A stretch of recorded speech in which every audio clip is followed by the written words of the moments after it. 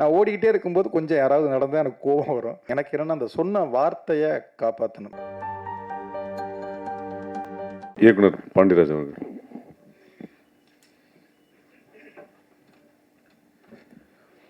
எல்லாருக்கும் வணக்கம். அதான் சரி ஸ்ட்ரெயிட்டாக கேள்விப்பதற்கு போயிடலாமே அப்படின்னு இயக்குனர் வந்து இல்லை நீங்கள் இன்னும் பேசுனது தான்ட்டார். அதனால் நாங்கள் நடிகராகத்தான் இன்றைக்கி வந்திருக்கோம்.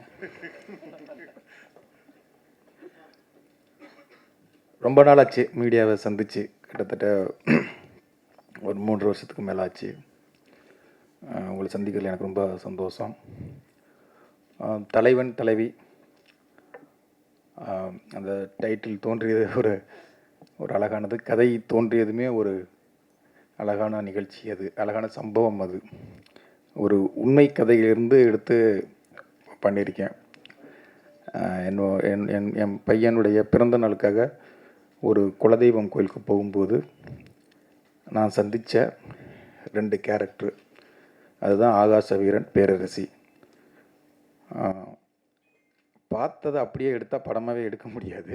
ஆனால் இப்படி இருந்தால் எப்படி இருக்கும் அப்படிங்கிற அந்த ஒரு கேள்வி தான் இந்த கேரக்டர்.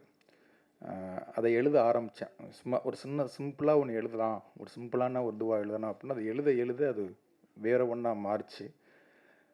அது எழுதும்போது தான் ஆகாச வீரனுடைய அந்த கேரக்டருடைய வேல்யூ இருக்குல்ல. ஏன்னா சிரிக்க வைப்பான், அழுக வைப்பான், டார்ச்சர் பண்ணுவான். இவன் என்ன கேரக்டர்னே சொல்ல முடியாது. ஒரு ஹீரோ கேரக்டர்னால் ஒரு ஆர்க் இருக்கும்ல, நூல் பிடிச்சது மாதிரி போகணும், இப்படி தான் இருக்கும் அப்படின்னு ஒரு ஆர்க்கும். எந்த ஆர்க்குமே இல்லாத ஒரு கேரக்டர் தான் ஆகாச வீரன். அது எல்லா ஹீரோவுமே பண்ணிட முடியாது.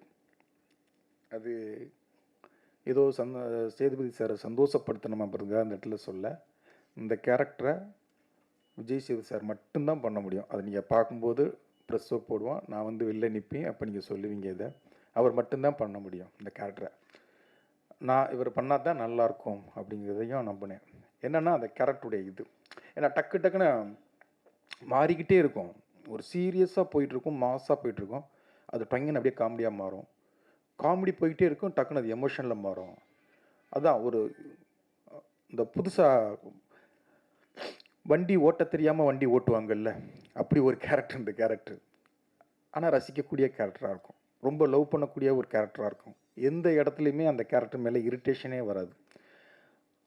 கொஞ்சம் விட்டோம்னா அந்த கேரக்டர் மேலே ஒரு பயங்கர இரிட்டேஷன் வந்துடும். அப்போ இது அவர் மட்டும்தான் பண்ண முடியும். அதை அவர் ரொம்ப அழகாக, ரொம்ப ரசித்து அதை எடுத்தோம். ஸ்பாட்லேயே எல்லாருமே வந்து அதை அவர் பண்ணுற ஒவ்வொரு மொமெண்ட்டையுமே ரொம்ப ரசித்தோம், சிரித்தோம். எல்லாருமே பொதுவாக யூனிட்டில் வந்து தூரமாக போயிடுவாங்க. ஒரு கட்டத்துக்கு மேலே ஒரு 4-5 நாளில் அப்படியே அங்கே போய் உட்காந்துருவாங்க. ஆனால் நித்யாவும் சேது சார் பண்ணும்போது வேடிக்கை பார்ப்பாங்க. ஒரு ஒட்டமாக மேனேஜர் எல்லோரும் வந்து நிற்பாங்க. அதை அழகாக அவங்க ஆக்டிங் அப்படி அழகாக இருந்தது. அதே மாதிரி தான் பேரரசி கேரக்டரும். பேரரசி இப்படித்தான் அப்படின்னு ஒரு எந்த ஆர்க்குமே இருக்காது. அவளும் அப்படித்தான், ரொம்ப அன்பானவ, அழகானவ, அழகான அம்மா, நல்ல மருமக, நல்ல மனைவி. டப்புன்னு எப்போ மாறுவா, எப்படி மாறுவான்னு எல்லாருடைய மனைவி மாதிரி இருந்தால் அவளை எப்படி ஹேண்டில் பண்ணுறங்கிறதே ரொம்ப கஷ்டமான கேரக்டர். ஆனால் அவளை ரொம்ப பிடிக்கும், ரொம்ப ஹஸ்பண்ட் அப்படி லவ் பண்ணுவாள். அப்போ இந்த கேரக்டர் யார் பண்ணுறது அப்படின்னா அது நித்யாவை தவிர வேறு ஒரு ஆப்ஷன் எனக்கு இல்லவே இல்லை. நான் இது வரைக்கும் 11வது படம், எனக்கு 10 படங்கள்லையுமே என்னுடைய ஹீரோயின் நான் நினச்ச ஹீரோயின் எனக்கு வந்ததே கிடையாது. முதல் தடவையாக என்ன ஸ்கிரிப்டில் எழுதணுன்னோ நித்யா மேனன் தான் இது ஹீரோயின்னு எனக்கு இந்த படத்தில் வந்திருக்கு. அப்படி இந்த படத்துக்கு நான் நினச்ச ஹீரோயின் கொடுத்த என் தயாரிப்பாளர் சத்யஜோதி தியாகராசன் சாருக்கும், செந்தில் சார், அர்ஜுன் சார், ரொம்ப நன்றி. அந்த கேரக்டரை வந்து நித்யா, அதாவது அது டாமஞ்சரி லவ்னு சொல்லுவோம்ல, ஒரு புருஷன் பொண்டாட்டி சண்டையே நிறைய பேருக்கு கனெக்ட் ஆகும். அவங்க ஹஸ்பண்டோ அவங்க மனைவியோ அதை வந்து 2 பேரும் என்னமோ உண்மையாகவே இவங்க வாழ்ந்தாங்களோ அப்படிங்கிற அளவுக்கு சாருடைய மனைவி வந்து கோவப்படுற அளவுக்கு 2 பேரும் அவ்வளவு உணர்வாக, அவ்வளவு உண்மையாகவே இவங்க வாழ்ந்துருக்காங்கடா அப்படிங்கிற அளவுக்கு அழகாக நடித்து கொடுத்தாங்க 2 பேருமே. நான் கொஞ்சம் டார்ச்சர் தான் சார். ஏன்னா முதல் நாளே 2 பேர் ஃபஸ்ட்டு 2 நாள் சேது சார் மட்டும் வச்சு எடுத்துட்டேன். 3வது நாள் தான் 2 பேர் காம்பினேஷனும். சாஃப்ட்டாக ஆரம்பித்தேன். நித்யா மேனனுக்கு வந்து சாமி கும்பிட்டு அப்படி ஒரு மணி அடிச்சுட்டு கும்பிட்டு போங்க. இந்த சாங்கில் பார்த்தீங்கல்ல அது அப்படின்னு. அப்பா ரொம்ப சாஃப்டான டேரக்டர் அப்படின்னு அவங்க நினச்சாங்க. அப்புறம் 2 பேரையும் வச்சு ஒரு லவ்வர்ஸ் பேசிக்கிற மாதிரி ஒரு சீன் எடுத்தேன். அது உட்காந்தே தான் பேசணும். ரொம்ப ஜாலியாக சிரிச்சுக்கிட்டே எடுத்தோம். அது சீனும் நல்லா ரொம்ப வந்தது. படம் ஃபுல்லாக அப்படி தான் இருக்கும் அப்படின்னு நினச்சாங்க. அப்புறம் கொஞ்சம் ஸ்பீட் ஷிஃப்டிங் அப்படின்னு நல்ல வெயில். அந்த ஒரு டாப் ஆங்கிளில் பார்த்துருப்பீங்கள்ல, ஒரு பாறைக்கு நடுவில் பள்ளமாக இருக்கும். கொஞ்சம் தடுமாறுனா அங்கிட்டு போய் விழுந்துடணும், இல்லை இங்கிட்டு விழுந்துடணும். அவ்வளோ ரிஸ்க்கான இடம். அது நடுவில் பைக்கை ஓட்ட விட்டேன். அப்படியே பார்த்தாங்க, இதுலையா சார் வண்டியை ஓட்டணும் அப்படின்னு. இதுக்கு முன்னாடியே உட்காரணும் அப்படின்னா முதல்ல உட்காரணும். அந்த சாங்கில் இருக்கும். அது கொஞ்சம் என் மூடு இதுதான் அப்படின்னு உங்களுக்கு முகத்தை காமிச்சேன். சரி இதை முடிச்சுட்டு விட்டுருவார் போல, ஏன்னா 4:30 ஆயிடுச்சு அதை எடுத்து முடிக்கும்போது. சரி ஃபஸ்ட்டு நாள் கொஞ்சம் மூடாகவே நல்லா நிறைய எடுத்துட்டான், விட்டுருவார் அப்படின்னு நினச்சாங்க. பக்கத்தில் யானைமலை இருக்குது, கொஞ்சம் மேலே ஏறுமா நல்லாயிருக்கும் அப்படின்னா, இது இன்னொரு நாள் எடுத்துக்கலாமே அப்படின்னாங்க. இல்லை அடுத்தலாம் கூட்டம் வந்துடும், ஷூட்டிங் நடக்கும் தெரிஞ்சு, இப்போ நான் ஃப்ரீயாக எடுத்து வந்துடலாம், பர்மிஷன் இன்னைக்கு தான் இருக்குது. சரி நீ ஏறினா மலை ஏறிக்கிட்டு இருக்கான். ஒரு 1 ஹவர் ஏறுறான். ஒரு 45 நிமிஷம் இருக்குமா. அது ஏறிட்டு அது எடுத்துட்டான். நினச்சது எல்லாத்தையுமே எடுத்துட்டான். ஏன்னா ஃபஸ்ட்டு நாளே இப்படி வச்சு பண்ணுறீங்க அப்படின்னாங்க. இல்லை மைண்ட் செட் ஆகிக்கிங்க, இதை நான் ஒன்று ஃபஸ்ட்டு நாளே எப்போவுமே நான் ஆர்டிஸ்ட்டுக்கு மைண்ட் செட் பண்ணிடுவேன், இதுதான் இப்படி தான் எடுக்கணும் அப்படின்னா. ஆனால் அது 70 நாளும் அதுதான். ஃபஸ்ட் நாள் எப்படி ஓடணுமோ அதே மாதிரி நான் ஓடிக்கிட்டே இருக்கும்போது கொஞ்சம் யாராவது நடந்தால் எனக்கு கோபம் வரும். அந்த கோவத்தை தான் நான் இதுவாக காமிச்சிருப்பேன். அப்படி காமிச்சிருந்தேன், சாரி சார். அதே மாதிரி தான் தயாரிப்பாளர் சைட்லேயும் அந்த மாதிரி தான். நான் ஏதாவது இதுவானா டக்குன்னு செந்தில் சாருக்கு ஃபோன் அடிச்சு, சார் அது நடக்கலை சார், ஏன் சார் நடக்கலை அப்படின்னு சொல்லி கோவப்படுவேன். என்னென்னா அந்த படம் நல்லா வரணும், அந்த சொன்ன பட்ஜெட்டுக்குள்ளே முடிச்சு கொடுத்துடணும். எனக்கு என்னென்னா அந்த சொன்ன வார்த்தையை காப்பாற்றணும். இத்தனை நாள்னா அத்தனை நாளைக்குள்ளே முடிச்சிடணும், இந்த பட்ஜெட்னா இந்த பட்ஜெட்டுக்குள்ளே முடிச்சிடணும், ஆர்டிஸ்ட்டுக்கு இத்தனை நாள்னா அத்தனை நாளைக்குள்ளே முடிச்சிடணும். திருப்பி இன்னொரு 10 நாள் கிடைக்குமா, இன்னும் ஒரு 5 நாள் கிடைக்குமா, இன்னொரு அது தேவையில்லாத இது வரும். அதுக்காகத்தான் என்னுடைய வேலையை நான் கரெக்டாக பண்ணணும் அப்படிங்கிறது மட்டும்தான். மற்ற எல்லாருமே பயங்கரமாக லவ் பண்ணுற ஒரு கேரக்டர் தான். உண்மையிலே இது ரொம்ப சந்தோஷமாக இந்த படம் முடியும் போது, எப்போவுமே ஒரு படம் முடியும் போது எப்படா முடிக்கலாம், அடுத்த படத்துக்கு போகலாம்னு ஆர்டிஸ்ட்டுக்கு ஒரு மனநிலை வந்துடும், இல்லை டெக்னீஷியனுக்கும் வந்துடும். ஆனால் இந்த படத்தில் என்னன்னு தெரில, 75 நாள் நாங்கள் பிளான் பண்ணோம், 71 72 நாள் எடுத்தோம். 2 பேருமே கெஞ்சுறாங்க, சேது சாரும் மாமா, ப்ளீஸ் இன்னும் 2 3 நாள் எடுங்க, தயவு செய்து பிரேக்கப் இது ஷெட்யூலை முடிச்சிடாதீங்க ப்ளீஸ். ஏன் அவசரப்படுறீங்க, நம்ம 75 நாள் தானே ஷெட்யூல் கொடுத்துருக்கோம், இன்னும் மெதுவாக எடுக்கலாம், இன்னும் நம்ம எல்லோரும் ஒன்று சேர்ந்து இருக்கலாம். என்னென்னா அது உண்மையாகவே எனக்கு அது கடைக்குட்டி சிங்கம் படத்தில் அந்த ஃபீல் கிடச்சது. அது எல்லாருமே ஒரு குடும்ப ஆட்கள் மாதிரி அப்படியே இதுவாகிடுவாங்க. அந்த ஃபீல் இந்த படத்தில் அதை விட அதிகமாகவே கிடச்சிது. ஒன்றாவே உட்காந்துருப்போம், ஒன்றா சாப்பிடுவோம். சார் பரோட்டா போடுவார், அதில் ரிஸ்க்கான பரோட்டா போடுவார், சாக்லேட்டு பரோட்டாம்பார், அது என்ன சார் வாட்டர்மெலன் பரோட்டான்னு கொடுப்பாரு. நாளைக்கு ஷூட்டிங் இருக்கே, அதை சாப்பிட்றதா வேண்டாமான்னு பயம் இருக்கும், சாப்பிடுங்க நல்லா இருக்கும் அப்படிம்பாரு. அப்புறம் ஒவ்வொன்றும் ஒவ்வொரு வெரைட்டியாக கண்டுபிடிச்சிக்கிட்டே இருப்பார். அவன் பரோட்டா கண்டுபிடிச்சா கூட இவ்வளோ வெரைட்டி கண்டுபிடிச்சிக்க மாட்டார். அதை சாப்பிட்றதுக்கு ஒரு கூட்டம் ரெடியாக இருக்கும், வாங்கடா அப்படின்னு சொல்லி இது பண்ணிவிடுவார்.